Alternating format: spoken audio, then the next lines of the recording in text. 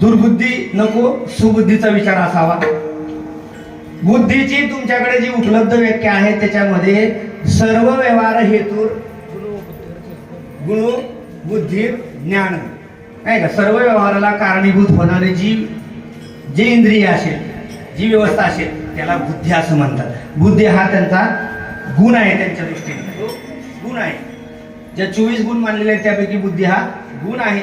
ही जी बुद्धी आहे ती दोन प्रकारची, साद्विधा, यथार्थ अयथार्थ नाही का.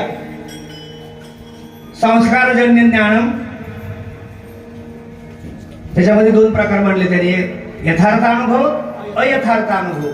आपल्याकडे बुद्धी म्हणजे नवीन काय नसून आपल्याला प्रतिदिन येणारा जो अनुभव आहे त्याला बुद्धी असं म्हणतात. बुद्धीचा हा पुढचा टप्पा आहे. आपल्याला प्रतिदिन नवीन अनुभव येतो, रोज नवीन अनुभव येतो. त्या अनुभवाची एक शिदोरी घेऊन पुढचा नवीन अनुभव आपण घेत असतो. मागचा काय संदर्भ घेऊन पुढचा काय संदर्भ लावतात आणि मग त्याच्यावरून काय म्हणतात. समजा मी आज इथं कीर्तन करतोय, तुम्ही भरपूर लोकांनी मला आज पाहिलेला आहे आणि नंतर एक 2-4 वर्षानंतर मी तुम्हाला जर पुढे भेटलो तर तुम्हाला पहिले जे झालेले संस्कार आहेत ते तुम्ही मला सांगता की हा आपण अमक्या ठिकाणी भेटलेलो आहोत. म्हणजे त्याला काय म्हणतात, तोच हा देवदत्त, तो आणि हा नाही का. तो म्हणजे पूर्वी पाहिलेला स्मृती झाली आणि हा म्हणजे आत्ताच ज्ञान झालं, अनुभव. याला स्मृती असं म्हणतात. स्मृती दोन प्रकारची असते, यथार्थ स्मृती आणि अयथार्थ स्मृती. या बाबतीमध्ये बुद्धीचं जे विश्लेषण केले ते न्यायशास्त्राने केले आणि सांख्यशास्त्राने बुद्धीची व्याख्या केली ती तुम्हाला थोडक्यात सांगतो. सांख्याने खूप गोड केली ती व्याख्या. सर्व व्यवहार आत्मेंद्रिय अर्थसन्निकर्ष ज्ञानश्च भावोभावश्च मनसोलिंग. मनाची व्याख्या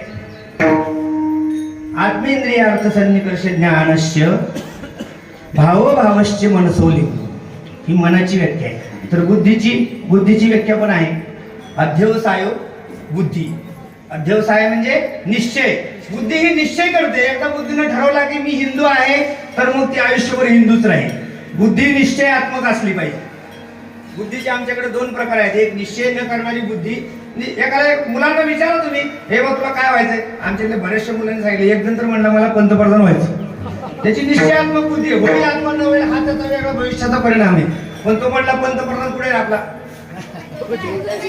हा तो पंतप्रधान भावी मोदींची जागा घेणार आहे.